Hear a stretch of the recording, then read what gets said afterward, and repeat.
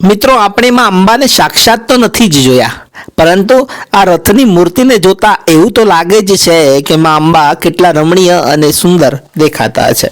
આ રથમાં સવાર માં અંબાની મૂર્તિ તો જુઓ, કેટલી સુંદર મજાની અને રમણીય અને સાક્ષાત્કાર અનુભવ થાય ને એવામાં અંબાની મૂર્તિ દેખાય છે। મિત્રો આ રથ અમદાવાદથી લગભગ 5 વર્ષથી આવે છે।